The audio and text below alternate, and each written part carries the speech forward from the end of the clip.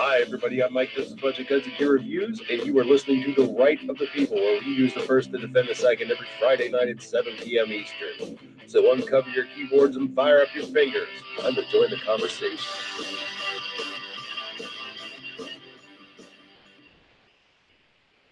Good evening, everybody. It is Friday, January 11th, 2019, and you are indeed listening to The Right of the People.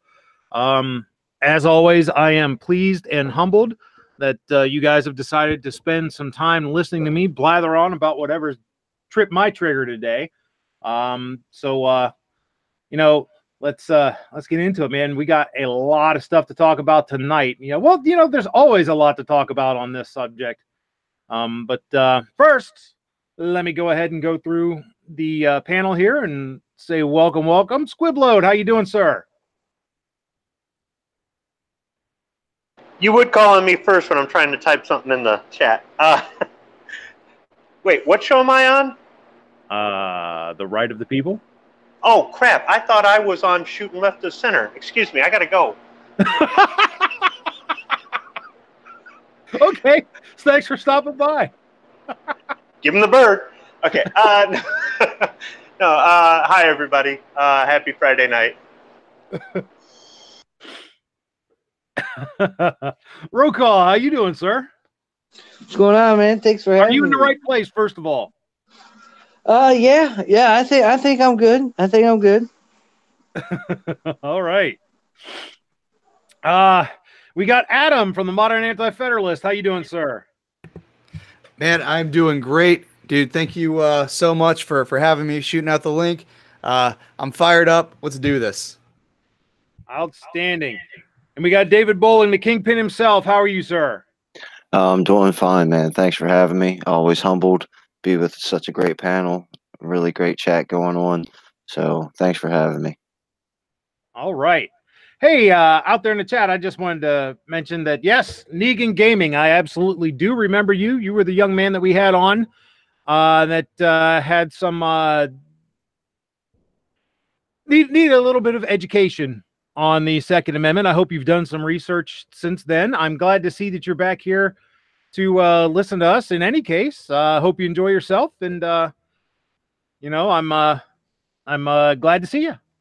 Speaking of everybody out there in the chat, let me go through from the start. We got Seven Wonders, Vanessa Kitty, the Tactical Pickle himself, Calaveras 32 Special, Stealth Hunter. He's in the chat, but he's not on the panel tonight. He's at school. Real life comes first. The Juice. I don't know that I recognize that name, so welcome. I hope you enjoy what you hear. Rich White, Drucifer, Guitar Man Pete. Who else? Let's see. We got the Mohawk Boy himself, Midnight Range TM. No, I still haven't done that lamb recipe yet. I'm gonna have to try to get hold of some catch some lamb on sale and do that. That looked really good. We got the Godfather himself, G Webbs, who I'm sure is also over there on the Gun Channels side, because we are indeed simulcast on Gun Channels. If you're not a member of Gun Channels, go on over and do that. It is free. You do not have to be a content creator to be on Gun Channels. It is sort of the, I like to look at it as the water cooler of the internet's Second Amendment community. You can always find somebody there to talk with, and always find something to talk about 24/7, 365. It never closes down. So go check it out. And the chat seems to work faster over there too. Let's see. Negan Gaming, the aforementioned young man. Again, glad to see you. Negan, don't be trolling over here. Come on, we need better gun control. The only better gun control we need is 2 bullets in 1 hole. Thermo Redneck with a paycheck. Glad to see you. David Bowling, you're on the panel, so I'm not going to say hi to you anymore. Same with Squib. Arlene Alvarez. You are definitely a new name. Welcome. I hope you enjoy what you hear today. Warsaw Patriot, glad to see you. Yeah. Remember, folks, keep it PG. PG-13 at most. So, all right, let's go ahead and get into it. And despite what the topics I sent out to everybody, we are first going to lead with something that broke today. If you haven't been paying attention, there has been a lot of outrage over the past year since the Parkland shooting with Sheriff Scott Isreal due to his mishandling of the training and police responses of the Broward County Sheriff's Office. Well, this is a piece from, where is this from? This is from the Florida Sun Sentinel. Sheriff Scott Isreal removed over failures during Parkland shooting, replaced by Gregory Tony. Governor Ron DeSantis removed Broward Sheriff Scott Isreal from office Friday, replacing him after 10 months of turmoil spawned by the slaughter of 17 staff and students in Parkland. The governor replaced Isreal with former Coral Springs Police Sergeant Gregory Tony, 40, who has a background in active shooter training and becomes the first black sheriff in Broward County's history. DeSantis announced the suspension from the Broward Sheriff's Office headquarters while the displaced former sheriff prepared his response from a church in northwest Fort Lauderdale. I have no interest in dancing on Scott Isreal's political grave, DeSantis said, but suffice it to say the massacre might never have happened had Broward had better leadership in the sheriff's department. In his executive order, the governor cited incompetence and neglect of duty. The suspension caps a nearly year-long series of revelations that expose the failure of Broward Sheriff's deputies to run in to save children at Marjory Stoneman Douglas High School. Some deputies said they couldn't remember when they'd last been trained to handle an active shooter, even though the agency had a confused, chaotic response to a mass shooting at Fort Lauderdale Hollywood International Airport in 2017. Isreal's leadership of the agency has come under intense scrutiny, and he's received extensive criticism over the massacre in which 17 people were killed and 17 wounded on Valentine's Day. Though he enjoyed strong popularity in Broward before the shooting, Isreal's star fell in the aftermath, particularly after a disastrous appearance on CNN in which he praised his own leadership and glossed over his agency's mistakes. Isreal vowed to vigorously fight the suspension, accusing the governor of carrying out a political mission because the sheriff had spoken out against gun violence. This was about politics, not about Parkland, Isreal said. No, dumbass, it was about your failure and negligence to do anything resembling a good job leading that county's law enforcement agency. Backed by the religious leaders and supporters, Isreal said he vehemently disagrees with the legal and factual basis of DeSantis' suspension order. Instead of his usual green BSO uniform, Isreal wore a blue pinstripe suit and red tie. He said he would seek every avenue to contest the suspension, including making his case in a hearing before the Florida Senate. Isreal's attorney, Stuart Kaplan, said while mistakes occurred, the shooter is the only person responsible for the lives lost at Marjory Stoneman Douglas High School. Many family members of victims and people in Parkland, where the school is located, blame Isreal for the agency's handling of the teenage killer during interactions before the shooting and for the way it handled the unfolding tragedy. Coral Springs officers showed valor running into the school. They also got disciplined for it because they didn't wait for permission. They reported being routinely trained to run toward the gunfire. BSO deputies, meanwhile, hid behind trees and patrol cars. On February 14th, my daughter died on the third floor of MSD running down the hallway from an active shooter, one of the grieving parents, Fred Gutenberg, said Friday at the announcement. One more second, and she makes it to the stairwell. She needed one more second. If anybody wants to know what failure means and lack of response, my daughter would have lived if somebody could have just given her one more second. The Florida Constitution gives the governor power to suspend public officials for malfeasance, misfeasance, neglect of duty. Governors routinely remove public officials who are arrested or charged with crimes, but it is unusual to remove an office holder who does not face criminal charges. It was the second removal of a county-wide elected official in Broward in 2 months. Former Governor Rick Scott suspended election supervisor Dr. Brenda Snipes at the end of November. Snipes had already submitted a letter of resignation. Among those present at the sheriff's headquarters were State Representative Chip LaMarca, Republican, Lighthouse Point. It is important that I am here to support the decision, LaMarca said. Isreal is expected to respond to the suspension later today from a news conference at the new Mount Olive Baptist Church in Fort Lauderdale, one of the city's oldest black churches. Anticipating the suspension, 5 of Isreal's command staff submitted separation forms. The ranking deputies who said they were leaving for personal reasons are Colonel John Jack Dale, who wrote on his form, actions by governor not in the best interest of public safety, and Under Sheriff Steve Kinsey, the second in command at the agency under Isreal, who wrote on his form due to the sheriff being suspended unjustly. Dale was the director for BSO's Department of Professional Standards and the Department of Investigations.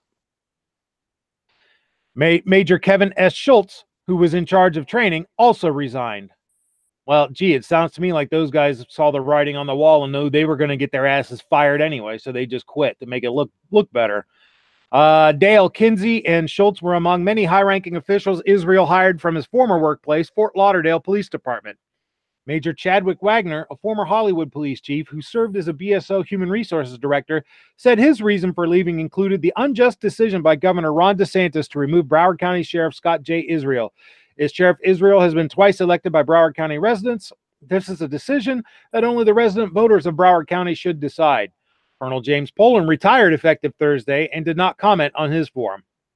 Broward Sheriff Sergeant Anthony Marciano, president of the Federation of Public Employees Union, representing detention deputies, courtroom deputies, and others, said Isreal made some missteps. He spoke publicly too soon when investigations were still going on. He didn't take responsibility, and he unnecessarily poked a big bear that he didn't need to poke when he addressed the National Rifle Association, Marciano said.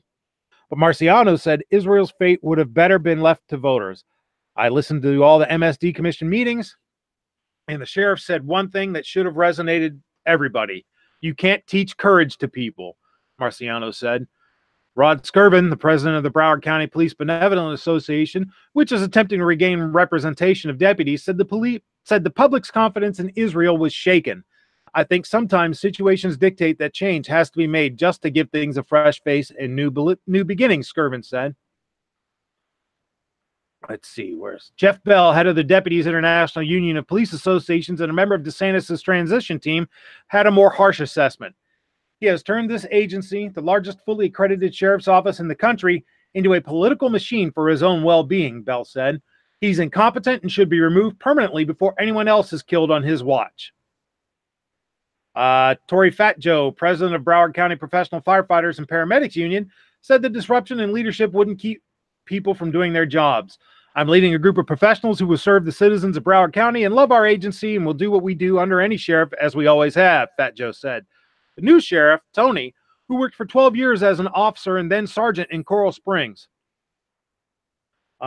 His former boss, Coral Springs Chief Clyde Perry, said Tony has a bright future and that he was sorry to see him leave the agency in 2016. Tony and his wife, Holly, a nurse, operate Blue Spear Solutions, which specializes in active shooter training and provides threat assessments on schools and other businesses. Tony was connected with the new governor by Andy Pollock, whose daughter Meadow was killed in the shooting. DeSantis said Tony was tailor-made for the job. Tony is building a transition team and is expected to name his undersheriff as early as this weekend, a source told the Sun Sentinel. I'm not here for any type of political grandiose agenda, Sheriff Tony said in his public remarks Friday. I'm here to serve. Hopefully you do a better job than your predecessor. I can't imagine that you would do a worse one. Wow. So what do you guys think? Should he have been removed? Should he have been removed sooner? Why do you think that Scott didn't do it and it had to wait and be foisted off onto DeSantis? That's just politics. That was set up from the very beginning. You know, if Scott had another term to run and he won, he'd have fired him. You know, but so that was just, you know, political gamery. But that maybe the way I look at it's a little bit different. I don't know. It might make people angry. People might agree. I don't know. But I would have given the guy a whole lot more respect if he'd have just came out and said, "Man, I screwed up real bad, and I beg the community to give me one more chance. I'll make it better," and just own up to all the colossal errors that he committed. Instead, he came out with this pompous, arrogant, snide attitude, like the people of Florida owe him something. You know, he's like their moral better, and I think the guy has a special place and a rotten place in a deep hole somewhere that he'd feel real comfortable in. He makes me sick to my stomach thinking about the guy. Don't hold back. All right.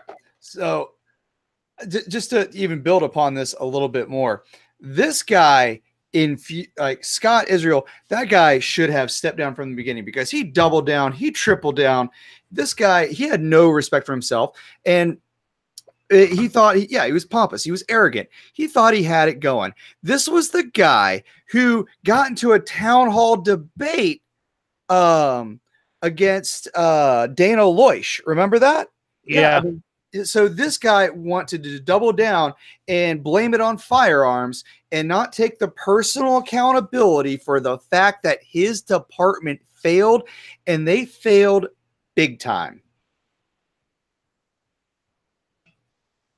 Yeah, they did. Go ahead, Ro. He just, he used guns as a cop-out for his own mistakes. He knew he screwed up. He knew he fouled up bad. So what other thing do politicians do? Because basically that's what kind of sheriffs are. They're politicians because they're elected. They look for a cop-out. They look for something to save their butt. No, he was looking for something to save his hide from this massive screw-up that he did, and his cop-out was guns and, the NRA's fault. Now, it's not guns, and it's not the NRA's fault. It was that guy's fault because they had this kid in the crosshairs, 25 times? Over 30 times. Over 30 times? So they could have stopped this before this even happened. The guillotine's got to come down on something, and at least they got him out of there. And now they put somebody that looks like to have more skill in defending against situations like this. So kudos to them, but to me, a little bit too late.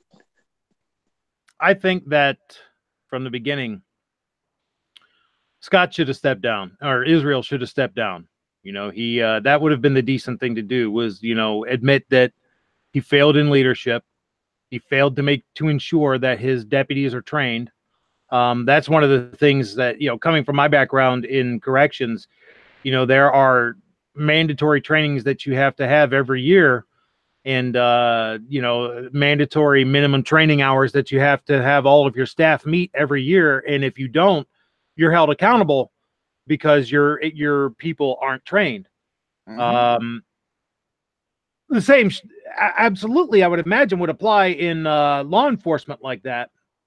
And, particularly in a failure of this magnitude, the only decent thing for him to have done would have been to immediately issue an apology and step down, instead of doing, as you guys have pointed out, double down on his stupidity by trying to shift the blame everywhere except where ultimately it lies, and that is on the sheriff, because you are responsible for the actions or misactions of the officers who are subordinate to you.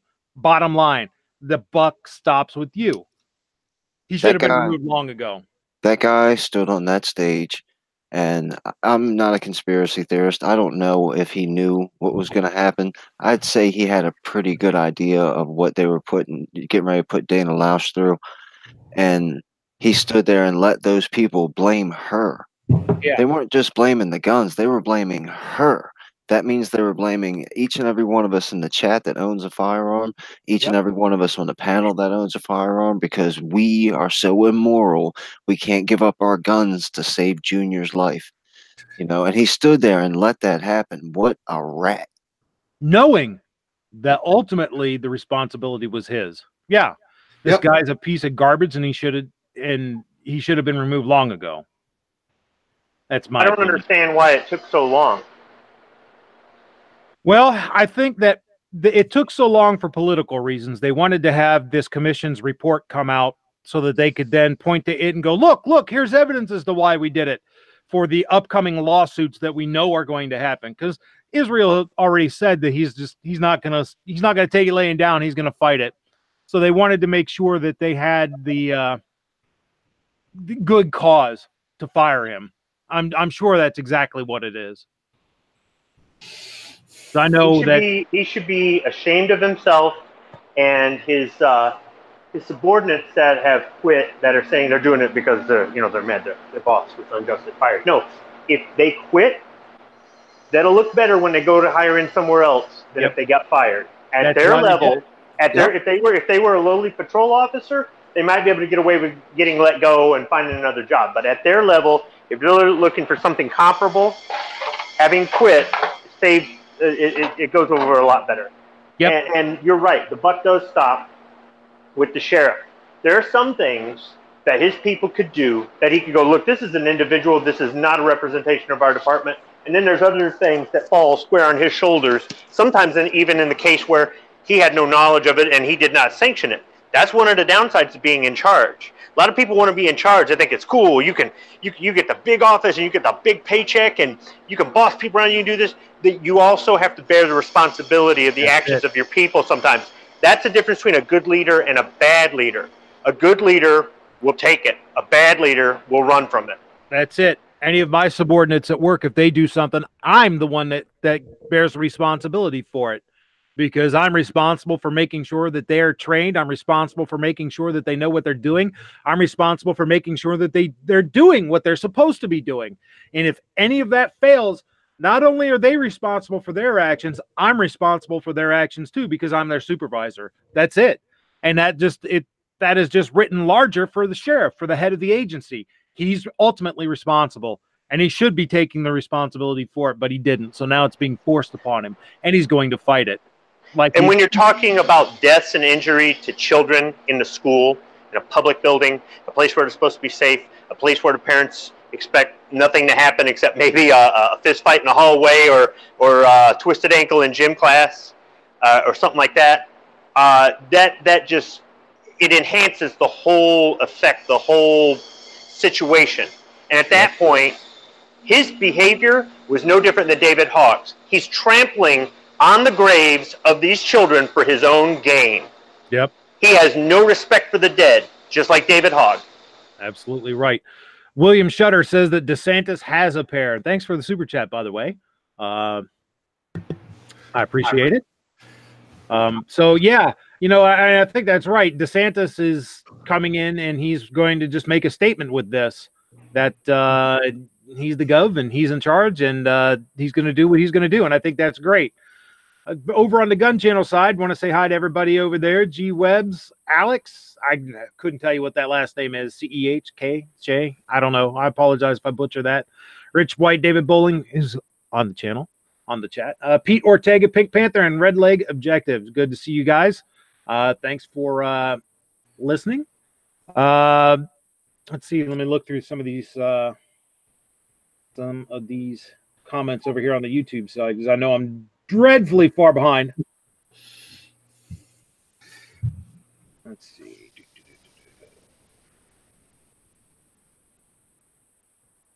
A lot of suggestions for how to secure schools as far as physical security, and I think that's great. We do need physical security hardening on these places. It's not that difficult to do, but I also agree with the stance put forth by the Parkland Commission that they should allow teachers who wish to do so to be armed. I think it was like a minute and a half, roughly, response time for the deputy that was there. And during that minute and a half, 21 people were shot, 9 killed. How many could have been saved if instead of a minute and a half response time by an armed individual, there was an armed teacher there immediately? That's something we'll never know. We can only speculate on, but I can tell you that the chances sure as shit would have been better. Agreed. I mean, the fact is, it would still be a deterrent. Bringing up the school aspect of it. In the 1990s, that's when schools became gun-free zones. And in the 80s, a dozen people died in violence, where shootings happened at schools. In the 1990s, 36 did. And the the Crime Prevention Research Center issued a study and found that 96.2% of shootings occur in gun-free zones.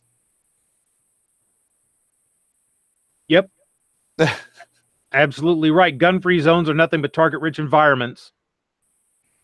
Arlene Alvarez says she was going to get a membership with the NRA, but after what happened in Florida, she didn't. Looking for a replacement. Any suggestion?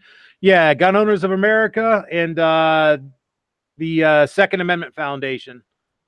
Someone was talking earlier in the chat about legislatively, this battle is we're not going to get any progress, and that's probably true. We're going to talk about that a little bit later here. But, you know, the courts are where we're going to win this, and the people that are doing the heavy lifting in the courts are the Second Amendment Foundation. It's $15 a year, $150 if you want a life membership. No, they're not paying me. This is not a commercial. It's just me urging you to do what I've done and support the Second Amendment Foundation, because it is that important. They're the ones doing the work. You know, 80% of the existing pro-gun case law is as a direct result of Second Amendment Foundation cases. That's something that we need to do. 32 Special says that I do not blame the governor for wanting an ironclad reason for firing him in the upcoming court case. Yeah, you know, public service isn't like private employment, or private employment in many states you can just fire somebody for any reason or none. Public service is completely different. You had better have all your I's dotted and your T's crossed. Your capitalization and punctuation had better be perfect. You know, you need to have all your ducks in a row to get rid of somebody, no matter how inept and incompetent they are. So I can't really blame him for waiting until after the Parkland report to come out to make this call. So, yeah. Ghost, welcome. Glad you could drop by, sir. So, yeah, moving on now to our actual planned content for tonight. The Democrats didn't waste any time in launching their newest gun grabs. This was posted on January 10th by Tom Knighton on bearingarms.com. I'm sorry. Feinstein introduced his assault weapons ban of 2019. Despite Democrats failing to gain control of the House, many of us figured we could still trust Senator Dianne Feinstein to run out yet another assault weapons ban, just as she has over and over again since the last one sunset, despite her best efforts. Many of us expected it and were getting ready to see how bad it would be. Feinstein apparently heard us and didn't want to disappoint anyone. This time, though, the bill goes far further than any previous proposal from the San Francisco Democrat. Besides outlawing 205 gun models by name, Feinstein's original 1994 ban only listed around 20 specific models. The proposal would also define an assault weapon as a semi-automatic with a detachable magazine that included one of a list of cosmetic features that are deemed, quote, military characteristics, such as a threaded barrel, pistol grip, or folding stock. This is less lenient than a previous ban, which allowed a features test that included two such characteristics. In addition, the measure would expand federal law to ban adjustable stocks, Thordson-style stocks. God, I can't read tonight. Thordson-style stocks, such as used in featureless rifles marketed in states like California, assault pistols that weigh more than 50 ounces when unloaded, and popular pistol stabilizing braces that have become widespread in recent years. Detachable magazines capable of holding more than 10 rounds would be prohibited from transfer, and guns grandfathered when the ban takes effect would be required to be locked up when not in use. A background check would be mandatory for future sale or gifting of grandfathered guns, even between two private parties. The bill currently has some 25 co-sponsors, including Senators Chris Murphy and Richard Blumenthal from Connecticut. Thank you, Connecticut. While the past bills have been an annoyance that could be bypassed, this one looks and feels different. This looks like it could be a killer. The 10-round detachable magazine limit, coupled with a ban on the stocks used to sidestep assault weapons bans by removing the pistol grips, would be a massive blow and be difficult to work around. I'm sure it'll be done, but it won't be simple. There is an upside, though, and that's the fact that Feinstein is tilting at windmills. When she has 25 co-sponsors, they represent the bulk of the minority party in the United States Senate. It's unlikely that the Republican leadership in that chamber will be remotely interested in working with Democrats on an assault weapon ban, especially since support for the last ban hurt them very, very badly. While Feinstein's chaotic efforts resonate with her Area Bay constituents, they don't actually accomplish anything. which, unsurprisingly, is what would be accomplished if this bill somehow became law. So-called assault weapons aren't particularly common on crime scenes. They're used more often in television and movie crime than they are in actual crime. The only exception to this might be actual assault weapons, meaning select fire weapons currently regulated all to hell and back, but still finding their way into criminal hands despite that. And don't try to claim it would stop mass shootings like Parkland either. To date, the worst school shooting in American history is Virginia Tech, where the killer used 2 handguns. You're deluded if you think an assault weapon is required to kill dozens of people. In other words, this bill is nothing more than Feinstein's constant quest to destroy our Second Amendment rights. Facts be damned. So there you go. You know, they wasted no time on doing it. They did it. They did it on the anniversary of the Gabby Gifford shooting, which is interesting that they're trying to push universal background checks as part of this because of the fact that universal background checks wouldn't have stopped the fellow that shot her. As a matter of fact, he passed a background check. But the Democrats aren't the only ones. I know that I tend to aim at the Democrats when I talk about this because, you know, the vast majority of anti-gun bills that have originated in our federal legislature in both houses have originated with Democrats, but there are spineless, weak-kneed Republicans who sign on to this garbage too. One only has to take a look at Little Hands Marco Rubio from Florida and his push for the adoption of red flag laws to see this. One also need look no further than these 5 Republicans. This is a piece from AWR Hawkins and Breitbart. 5 Republicans joined Democrat push to criminalize private gun sales. 5 Republican House members have joined the Democrat push to criminalize private gun sales. The 5 are Representatives Peter King, Republican New York, Brian Fitzpatrick, Republican Pennsylvania, Fred Upton, Republican Michigan, Chris Smith, Republican New Jersey, excuse me, and Brian Mast, Republican Florida. King is a sponsor of the bill to criminalize private gun sales, standing with House Speaker Nancy Pelosi, Democrat, California, and Representative Mike Thompson, Democrat, California, for more gun control. And Representative Mast is continuing to show a penchant for gun control he first displayed after the Parkland school shooting when he called for President Trump to enact a national ban on the sale of AR-15 rifles. The push to criminalize private guns presented as a universal background check requirement. Such checks would require Americans to get government permission to sell a gun to a neighbor, a lifelong friend, or a coworker. NPR reports that Representative King said when background checks are used, they keep guns out of the hands of people we all agree shouldn't have guns. King did not mention that Gabby Gifford's attacker passed a background check for his gun, as did the November 1st, 2017 Las Vegas gunman, the June 12, 2016 Orlando Pulse gunman, the October 1st Umpqua Community College gunman, the May 23rd, 2014 Santa Barbara gunman, the July 20th, 2012 Aurora Movie Theater gunman, and the November 5th, 2009 Fort Hood gunman, to name a few. So, yeah. But the fact is, as I've said before, and I'm absolutely sure I'll say again, gun control is never about the gun. It's always about the control. You know, the hoplophobes realize that they're not going to get this whole thing one at a time. As a matter of fact, the founder of Hey Gun Control Inc., I believe it was, in the 1980s or 70s, said that they have to do this incrementally, a step at a time. That's not the exact quote; it's a paraphrase, but they have adopted that strategy, and it's worked for decades. They'll take a little bit here and a little bit there, and you know, anyone who thinks that if they get universal background checks through, that they'll finally go, all right, we've won, yay, and stop, is deluded at best and in collusion with them at worst. You know, universal background checks aren't going to do crap. Who's going to know if I sell a gun to my neighbor without going through a gun dealer?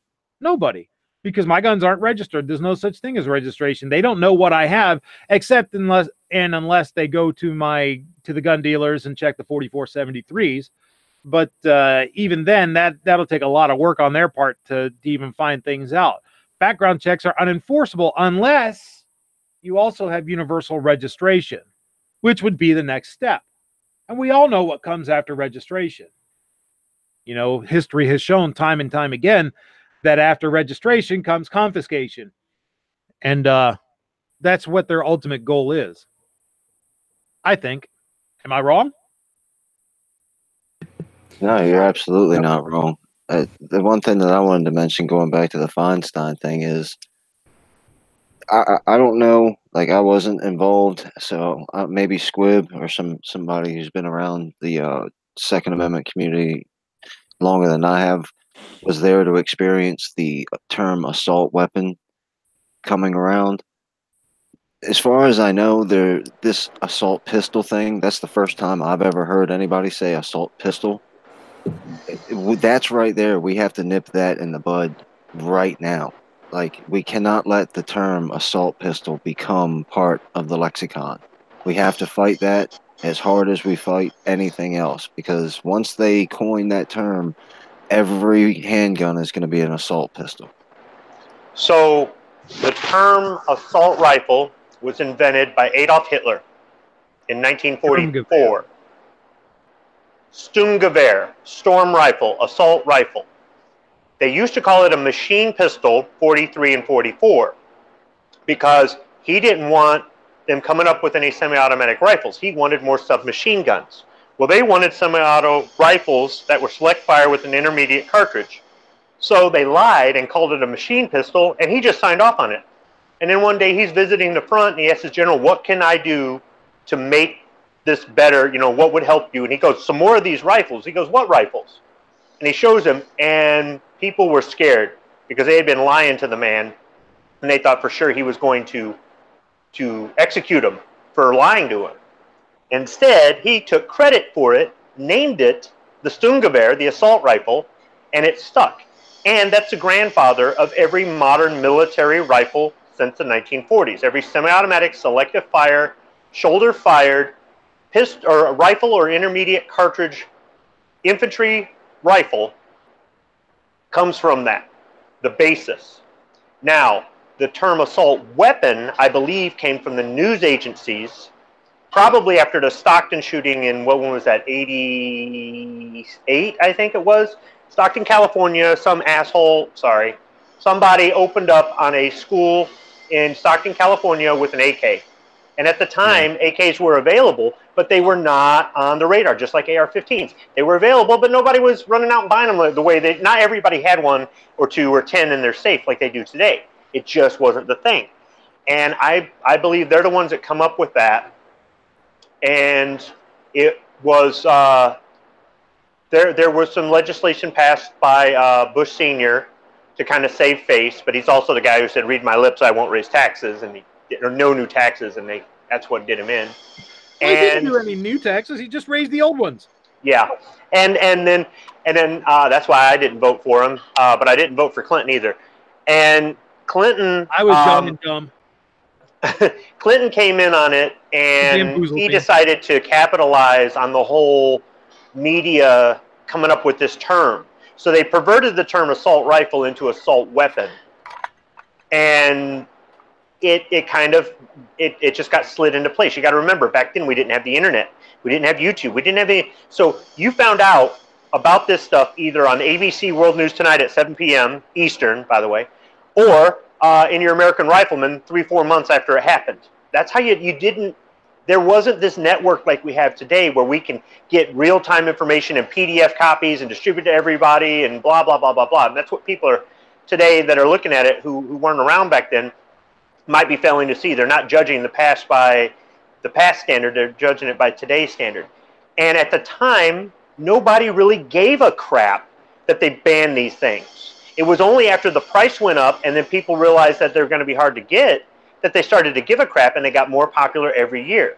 The only thing is, during the ban, there were so many of these things in inventory, it wasn't hard to get. They were price gouging like crazy. Kind of like how gasoline got price gouged after the first Gulf War, after 9/11.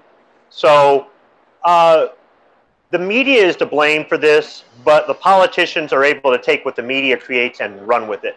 There were constantly things on the news or on like 60 Minutes or 48 Hours or any of those news editorial shows where they were showing things about guns and for promoting a pro or an anti-gun agenda, and they were falsely showing things. I remember one where they showed a gunsmith converting an M6 or an AR-15, the old A1 style, into a full auto. But what they weren't explaining was it was probably a pre-86, so it was not illegal to do that. But the news didn't show that. And then they went to a SWAT team firing range where they had a SWAT officer shooting a MAC-10 at a watermelon in front of a senator and just blew the watermelon straight to hell, right? And this, right there on camera, the senator goes, "All right, I'm for banning these things." He was doing lip service for the camera, looking like he was outstanding, you know. And I've seen stuff like this. I remember seeing stuff about stealing weapons from the military to arm the KKK, including landmines and anti-tank weapons. These are agendas the media was putting out back when you didn't have some of the internet stuff, before CNN went 24 or was even out, right? CNN really wasn't around until the Gulf War, right? That's what created CNN and the whole 24-hour news network. So there were these specials that people would watch, and there were a lot of things on the news, and they just slipped it in. Yep. And today, our best weapon, I think, is to utilize the same social media that can be turned against us to keep our people informed, so that we're not finding out after the fact, or we're not watching an edited news piece or something like that. That's right. And this is a good segue into the last thing I want to cover before I go to the last one or two things I want to cover before I go to the self-defense shoutouts, because we're kind of, the Scott Isreal thing kind of took up a lot of time that I didn't budget for. This is a piece in Ammo Land by David Kodria. It says, "The new bipartisan gun grab built on lies." The introduction of the bipartisan background checks in the bill in the House today marks a critical first step towards strengthening America's gun laws and making our country a better place to live, work, study, worship, and play, Gabby Giffords claimed in a Tuesday press release. That brief statement holds two lies and a true threat that exposes another lie. The first lie is that this latest assault on shall not be infringed is any kind of first step. The NFA of 34, the GCA of 68, the FOPA of 86, the Brady Act, the Clinton gun ban, the Bush import ban, and thousands of state and municipal diktats later, and the gun grabbers are still parroting old talking points like this one from 45 years ago. And here's what I was talking about earlier. This is where I read that. "We're going to have to take one step at a time, and the first step is necessarily, given the political realities, going to be very modest. We'll have to start working again to strengthen that law, and then again to strengthen the next law, and maybe again and again. Right now, though, we'd be satisfied not with half a loaf, but with a slice. Our ultimate goal, the total control of handguns in the United States, is going to take time. The first problem is to slow down the number of handguns being produced and sold in this country. The second problem is to get handguns registered. The final problem is to make possession of all handguns and all handgun ammunition, except for the military, police, licensed security guards, licensed sporting clubs, and licensed gun collectors, totally illegal." So, yeah, that's from the founder of what would eventually become, I think, Handgun Control back in 1970. So they've been plotting this incrementalism crap for a good long time. Gabby's second lie is that such checks will somehow make things better. No less an authority than the National Institute of Justice admitted in its summary of select firearm violence prevention strategies that effectiveness depends on the ability to reduce straw purchasing requiring gun registration. And that effectiveness would only apply to the law-abiding, of course. Gabby then makes a true threat that exposes another lie. Yes, the gun grabbers will never be satisfied until they control all guns, something Nancy Pelosi admitted when she inadvertently contradicted another old lie by advocating for a slippery slope. That's something the antis had previously ridiculed as a gun lobby paranoia. So it's hardly a surprise that the bill itself, starting with its purpose, is a lie. The purpose of this act is to utilize the current background checks process in the United States to ensure individuals prohibited from gun possession are not able to obtain firearms. That's an impossibility, and they know it, as evidenced by Baltimore, Chicago, etc. The very people causing most of the problems won't be affected. How can a party running interference to allow millions of illegal aliens to disperse throughout the country even pretend to be able to shut down a black market that will only grow more lethal under progressive rule? Besides which, many of the acts of violence the common sense gun safety advocates, another lie, exploit happened in spite of background checks, sometimes because signals had been ignored and others because information already obtained was withheld, first from the National Instant Criminal Background Check System and then from a Freedom of Information Act request that required a lawsuit to obtain compliance. Then there's the title of the bill, another lie, the Bipartisan Background Checks Act of 2019. When used in this sense, bipartisan means specifically marked by or involving cooperation, agreement, and compromise between two major political parties. A handful of rogue political opportunists does not a party make. In this case, Republicans who betrayed their oaths of office, Peter King, Brian Fitzpatrick, Brian Mast, Fred Upton, and Christopher Smith, need to not only be known, but retired. The GOP needs to understand that it will need to provide better choices to gun owners if it expects to win a district. It won't take too many losses for them to get the message, and by not turning out the turncoats, there's no incentive to change. Doing otherwise is what has led us to this mess. For now, the bill has been referred to the House Committee on the Judiciary. Expect to see great media fanfare as it advances through the stages to a floor vote, and then hold the Republican-controlled Senate's feet to the fire. And in the meantime, consider the greatest lie of all, that this is about background checks. It's not. It's about ending private sales so government can identify gun owners and what they have. It's about setting the stage to take advantage of new edicts like that idiot Marco Rubio's proposed red flag bill to enable and abet future confiscations. Ditto for if they ever get that other first step passed, another assault weapon ban. They won't need to guess who's not complying like they'll currently have to with bump stocks. Here's how you can prove that's the goal for yourself. If all Pelosi and company wanted was to make sure that transfers were cleared and prohibited persons weren't getting guns through the system, they'd be proposing a system like BIDS, the Blind Identification Database System, which would greenlight a good transfer but then leave no record of who bought what. That proposal has been around for years, but the Rice Bowl gun groups appear to be vested in the status quo. True, BIDS would still be a form of prior restraint gun control, so I would still oppose it. But inarguably, it would serve the same purpose as universal NICS without the danger of creating records that could later be compiled into a registration tool. And you know the Democrats will be going after that prohibition on the next round of budget negotiations. So there you go. I think Mr. Kodria spelled it out fairly eloquently. It is what it is. It's not a first step. It's just yet another link in the long chain of steps that they've already taken. And it certainly isn't the last link. Their final link that they want to, their final destination is to disarm anyone who would stand against them. And that's it. Warsaw Patriot says evil bill ideas spread state to state. You're right.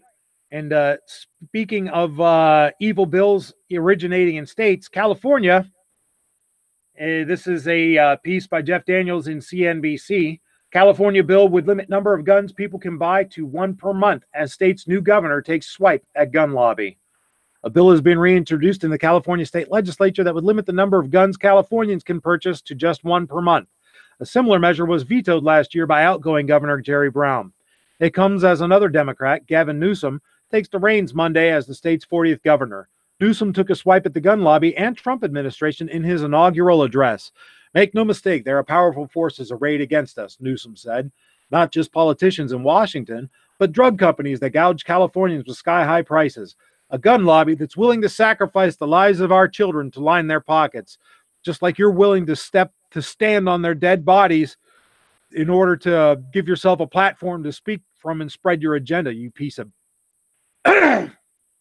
Anywho, trying to keep this PG-13. In the aftermath of the November 7th borderline bar and grill mass shooting in Thousand Oaks, Newsom went on the record supporting tougher gun control laws. He wasn't specific on any piece of legislation, but indicated there were bills Brown rejected that he favored. I've been as transparent on gun issues as any candidate for higher office in decades, Newsom told reporters in November. I think we can even do more and better. California Senate Bill 61, introduced by Democratic State Senator Anthony Portantino, would impose a prohibition on the purchase of or transfer of more than one firearm within a 30-day period. California law already prohibits any person from purchasing more than one handgun per month. Last September, Brown vetoed Senate Bill 1177, a similar bill that would have banned Californians from buying more than one long gun per month. He also rejected another measure doing the same thing in 2016 and called the legislation in his veto message well-intentioned, but added it would have the effect of burdening lawful citizens who wish to sell certain firearms that they no longer need.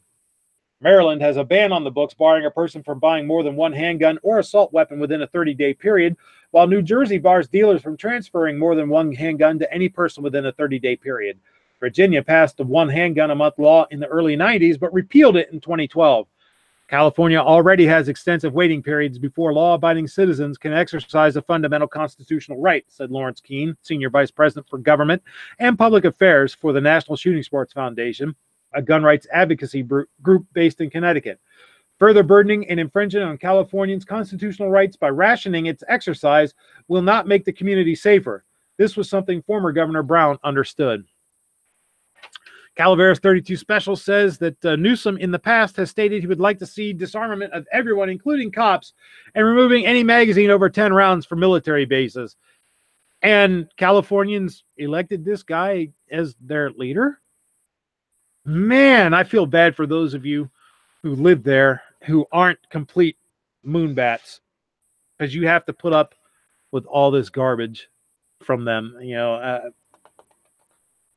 you guys have a long, long, hard fight ahead of you. In good news, though, Iowa, on the other hand, is trending in the other direction. This is a piece from AWR Hawkins in Breitbart. Iowa GOP to seek elimination of concealed carry permit requirement. Iowa's Republican lawmakers plan to pursue the elimination of a concealed carry permit requirement in the state once this year's legislative session begins. Iowa Republicans have been actively seeking to enhance the exercise of Second Amendment rights in their state for some time. For example, on April 13, 2017, Breitbart News reported that Governor Terry Branstad signed a Stand Your Ground law into place. Radio Iowa reported that legislation signed by Branstad also recognized the legality of children under the age of 14 to handle a pistol or handgun if they're supervised by a parent.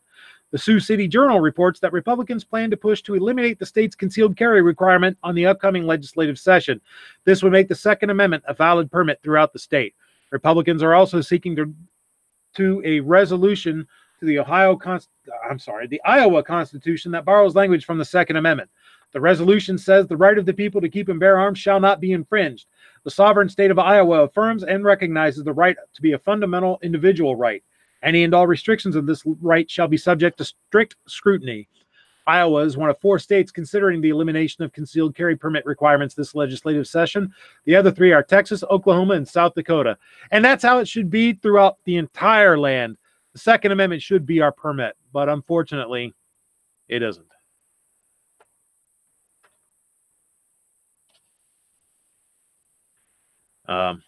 The world we live in is different from the one we want to live in, and that's a fact.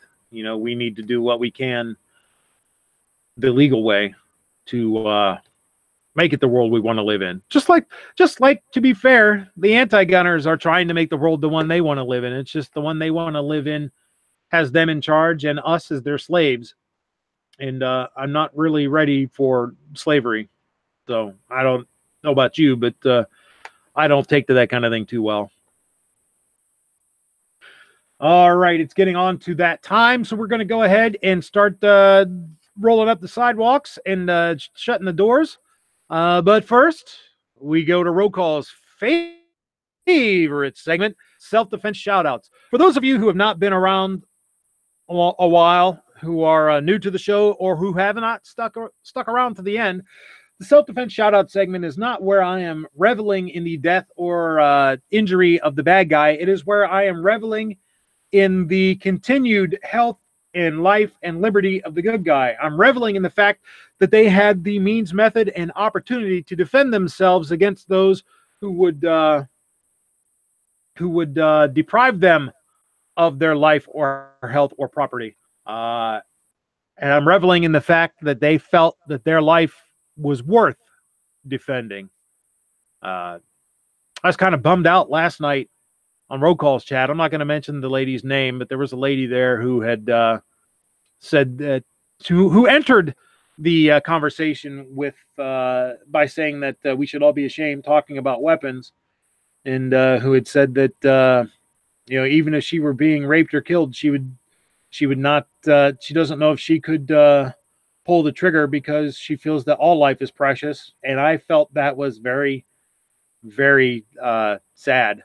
It really bummed me out that someone would feel that their life and health was not worth injuring someone who would try to harm them. I hope that she's not a teacher or an EMT or a doctor or, just start filling in the blanks of careers that people have, that having that sort of attitude would not do their fellow citizen any good. Well, I hope that she's not a parent or kidding, a sister or a kid of somebody else, because just think that how selfish of a statement is that.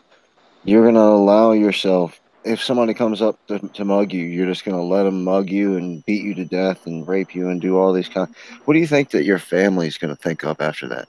But wait, there's more. She was saying that her ex-husband used to get drunk and force, quote, certain things upon her, unquote, and that it wasn't him, it was the drinking, and that she didn't know if she could have, if she'd even had a weapon at the time, if she could have pulled the trigger on him. Okay, so...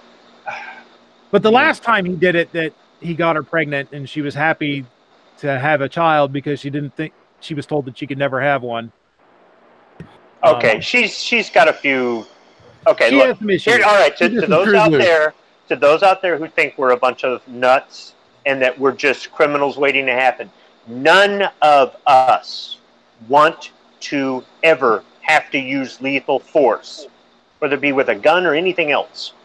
We don't want to, but most of us are willing to if it comes down to that. That doesn't mean because somebody stole my car. That doesn't mean because somebody insulted my wife.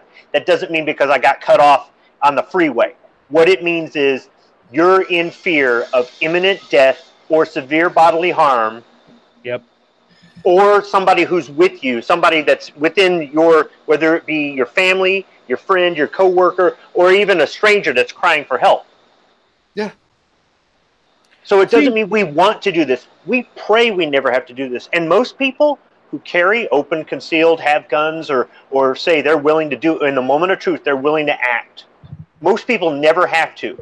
And it doesn't matter whether you end up, I don't want to say go looking for trouble, or you're one of these people with the air quote sheepdog mentality. It doesn't matter where your mindset is.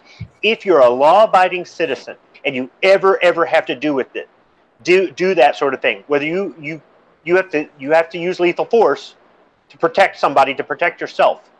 You've got to live with that the rest of your life. It is going to mess with your head the rest of your life. It doesn't mean you're mentally unstable and you can never be trusted with a gun, it doesn't mean that. But it will, so don't think that people who say that don't have a conscience, they don't value human life, or that they're just looking at, I can't wait for the day where I can. There are a few people like that, and they do not represent us. They do not represent the people on the panel. They do not represent the people on gun channels, and they don't represent most of the gun owners that I've met over the course of my life. But every now and then you're going to have somebody who hasn't broken a law, who is a bad representation, or who runs their mouth a lot. But none of us ever want to have to do that. See, the way I look at it, it isn't that those of us who have made that decision that we are willing to take a life if necessary. It doesn't mean that we don't value life. As a matter of fact, it means that we absolutely do value life, because we're willing to take that burden upon ourselves if we are absolutely forced to do so in order to protect innocent life. And that, I think, is the key there, is the innocent part. You know, someone who is doing nothing, minding their own business, going about their day, and is faced with someone wrongfully attempting to do them death or severe bodily harm, we are willing to prevent that by taking that burden upon ourselves of ending that life if necessary, ending the wrongdoer's life to protect the innocent life. You know, and it is a burden. That is the ultimate expression of valuing life. Mm-hmm. Because it is a burden. You're absolutely right. So anybody out there who thinks that the people that talk about being able to defend themselves are just looking to do it, they're not. They never want to have to do it. No. But if they do it, understand, they're the ones that got to live with it forever. And you might be glad that they did if it was your life in danger. Because otherwise, you're going to leave your kids behind. You're going to leave all kinds of loved ones behind. It's kind of like when somebody commits suicide because they think nobody cares and nobody loves them. And then all these people are at the funeral. Of course, they're not alive to see it. And they're all just scratching their heads. Why? Why did they do it? And they're all hurting and they're all in pain. Well, it's the same sort of thing. There are lots of people that would miss you. So, like you're saying, the means, the method, and the opportunity, right? That's right. Yeah. All right, enough of that. Let's go ahead and end this on a high note. First story we have for Self Defense Shoutouts is from Columbia, South Carolina, January 6, 2019, by Alexis Frazier from WOLO. Man identified in fatal shooting outside child's party in Columbia. Officials have identified the man who was shot and killed after an argument outside of a child's birthday party. Justin B. Archie, 30, died at Palmetto Health Richland Memorial Hospital from gunshot wounds to the torso, according to Richland County Coroner Gary Watts. The shooting happened Saturday at 1 p.m. at the Little Gym off Rosewood Drive. Witnesses say Archie was initially armed with a knife and made threats prior to retrieving a handgun from his vehicle. Archie is accused of discharging the firearm at the man he argued with, who in turn returned fire, resulting in the fatal injury. Columbia police say after interviewing several witnesses and consulting with the Fifth Circuit Solicitor's Office, the shooting death has been deemed an act of self-defense. Therefore, no charges will be filed in the case. The Richland County Coroner's Office and the Columbia Police Department are investigating the incident. So good for the unnamed man who was able to return fire and protect himself and who knows how many others from death or severe bodily harm at the hands of this nut job, despite the fact that the article tried to make the criminal into the victim, is what it sounded like to me. Next up, from January 8, 2019, Chicago, CBS. Woman with concealed carry permit fatally shoots robber at a bus stop on the far south side. Take note, Chicago politicians. A woman shot and killed a 19-year-old man Tuesday morning after he tried to rob her in the Fernwood neighborhood on the far south side, police said.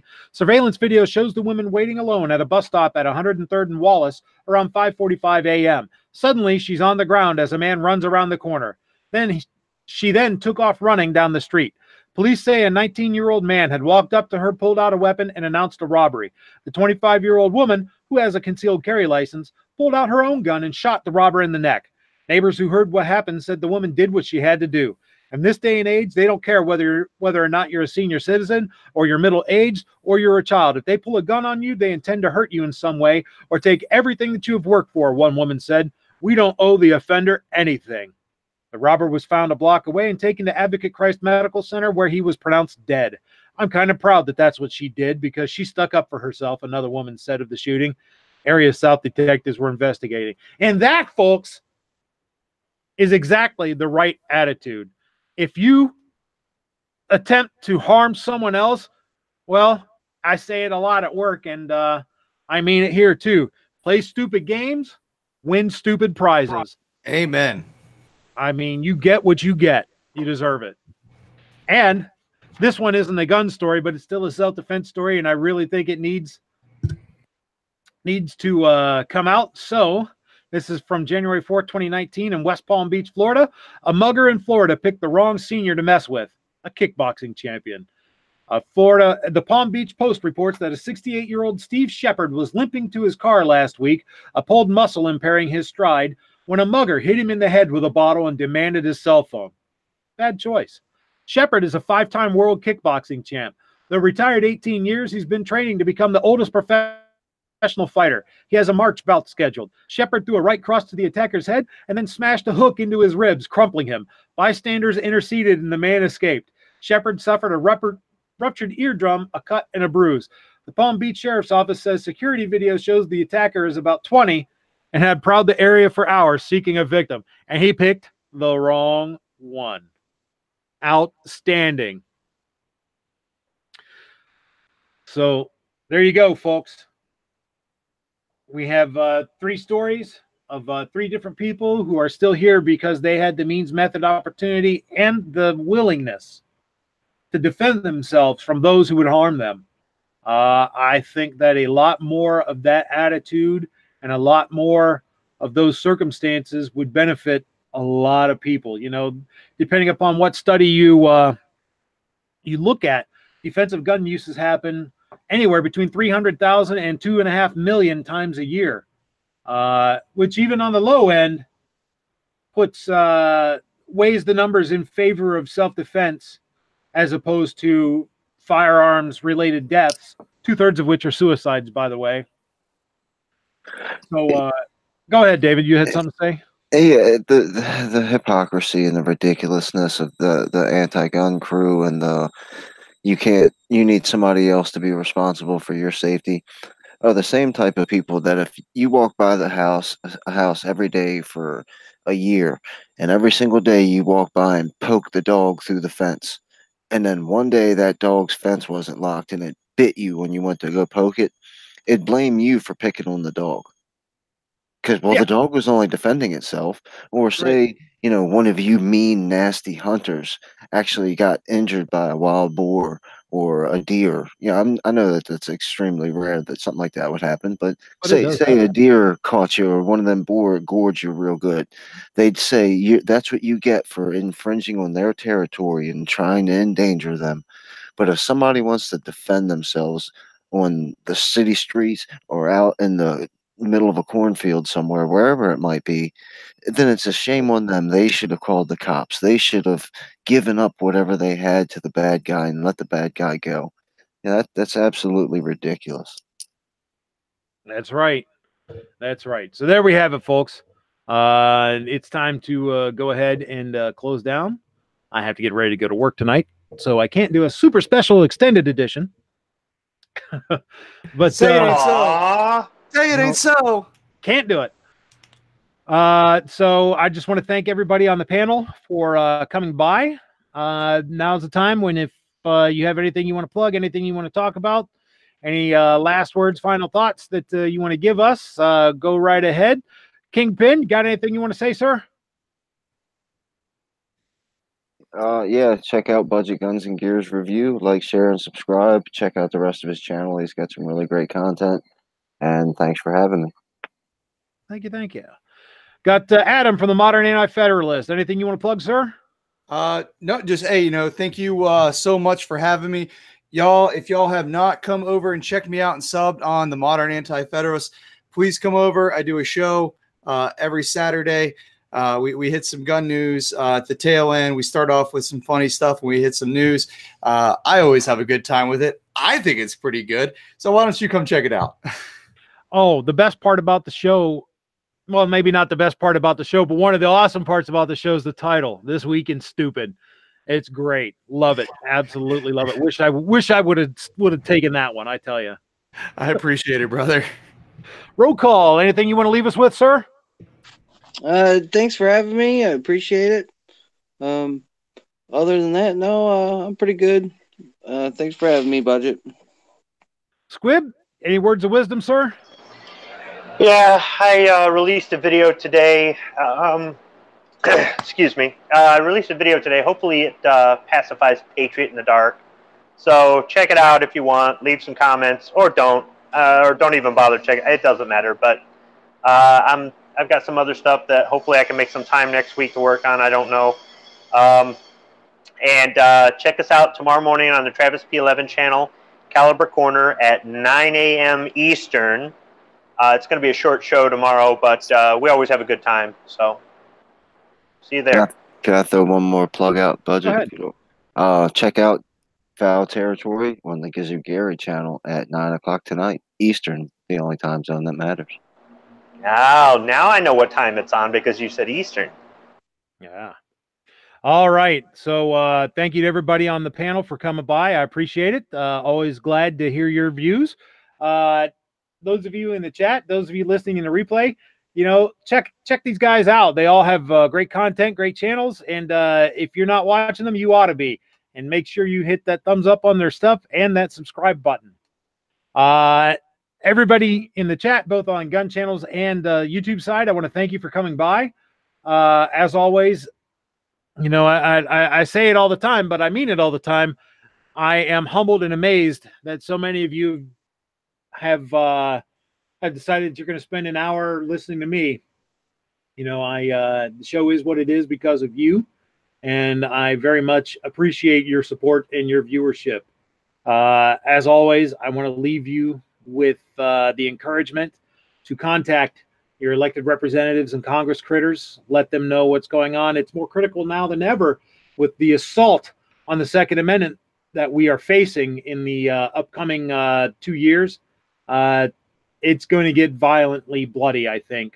I think that they're going to be they're going to pull out all the stops. They smell blood in the water, and they're gonna go into a feeding frenzy with it. So we need to make sure that we are on the offense as well. I would say the defense, but no, we need to be on the offense. We need to aggressively, yet politely, tell our elected representatives what we want them to do as our representatives. Call, write, email, telephone, telegraph, postcards, ham radio, carrier pigeon, smoke signals, semaphore, heliograph. It doesn't matter. Do whatever you have to do. Let them know what you think, and never, ever, ever give up the fight.